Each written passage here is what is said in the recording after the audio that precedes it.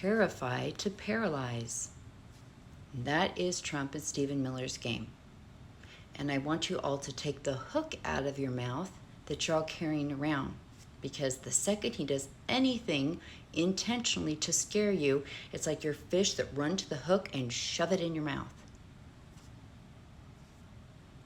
This is a wannabe dictator, narcissist playbook. Have you ever met a narcissist in your life? Did you ever have a mother or a father that came home and screamed and threatened you to where you didn't dare speak back? You didn't dare stand up for yourself. You did this. You ran and you hid. You shut down. Panic makes your body feel heavy. Terror makes your body feel heavy. It makes you feel like you can't move. What do you think the masks are for? For you, the people that run over to the hook and go, ah. That's what they're for. Alligators, alligator Alcatraz. Ah. You think we've never had places like that before in America? We've had worse. I hired women that were in them. I used to have a company and I would hire a lot of women out of the prison system. If you said Sheriff Joe or Pio to them, they'd about go into fetal position. Because that was tent city with no AC in the middle of the desert, with snakes and scorpions, rattlesnakes. They were marched around in pink underwear. This was Sheriff Joe's pride and joy. They had their chain gangs. Sold t-shirts. Sound familiar? He does this to terrify you, and then when it triggers you, he's like, hey, now I'm going to sell stuff on it because look, it triggered the libs. And then his core people, they get hyped up, and then they want those shirts because it triggers you. And then all you guys keep saying is, but the concentration camp with the alligators. And okay, here's part of why I take issue with this. Obviously not great. Obviously. But it's like you guys blind yourself to the history of America. That we've had things like this under all different administrations. We have terrible pictures of the kids in cages and stuff under Biden and Obama. Lots of people did not get due process. Were you screaming about it then? I knew people that worked down on the borders and they said they didn't like it when a Democrat was in charge because Democrats stopped sending money. They stopped donating because it's like, oh, well, a Dem's in charge, everything's fine. Everything's good. It's like the left loves to blind itself and then it rips it off when it thinks it's, can really attack the right by what they're doing. But part of why I don't like this, and I think it's dangerous, is when you're saying things like alligator, Alcatraz. Well, let's call it what it really is, Auschwitz. That's you denying the history of America and who we have fundamentally been from the very beginning and saying, but those guys were worse and we're not that bad, so what they're doing is really bad, but that's not who we are. And it's like you try and disconnect and disassociate from who America has always been. And this is especially true for white people on here. The hysterics that you're having is like it's because what you're finally getting a little glimpse of reality, and then you're making it hysterical for people that already have lived in this fear. You're not helping anybody. You want to freak out? Go ahead. Just don't spread your freak out to anybody because you become a mouthpiece for Donald Trump. You run around with that hook in your mouth. What good are you doing? Did Kamala not say fear is contagious, but so is courage? Yeah. Maybe spend some time reading the history of this country. It isn't good.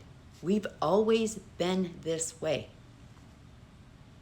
So spreading fear about it now, like, no, I have to tell everybody about that. And people keep telling me, you're just trying to, make this like not that big of a deal. But that concentration camp is one of many.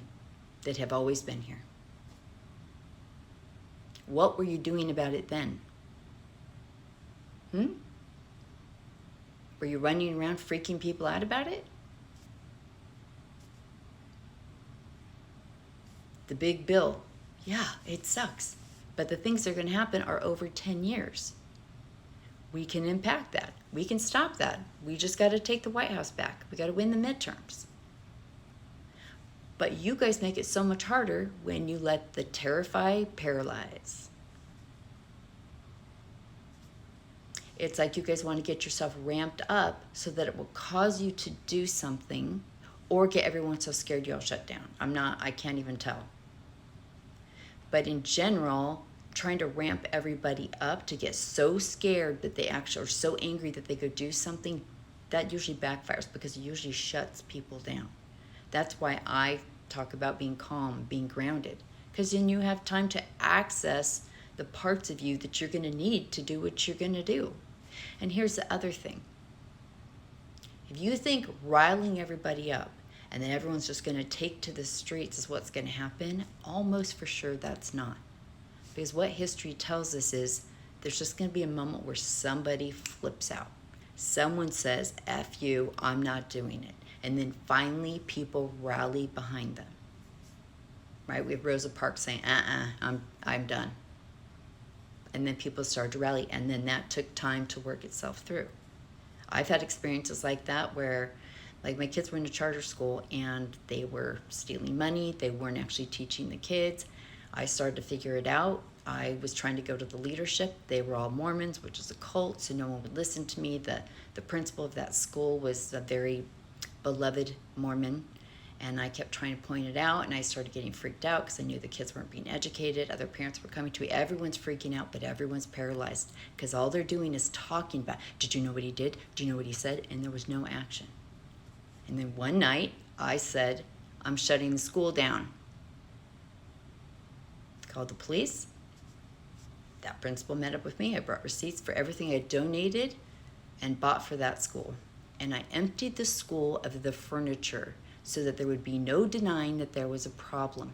Because when I would try and just talk to people that believed in it, they couldn't hear me.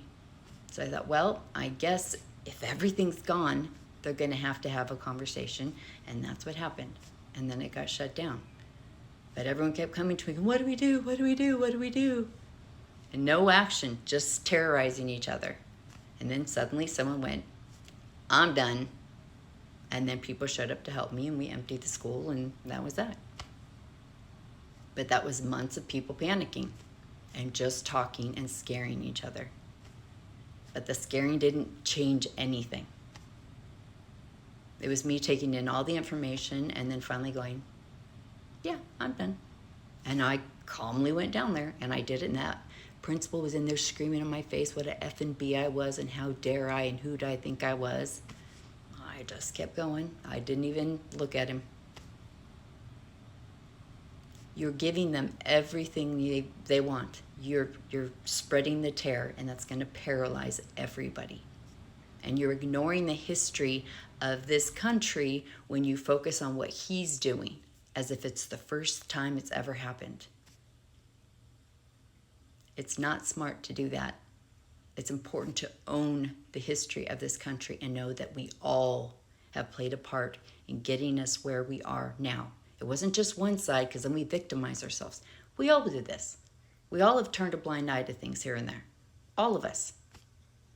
And now it's time to take responsibility for that and do the work it's going to take to get out of it. But terrorizing each other is exactly what he wants you to do. Please stop.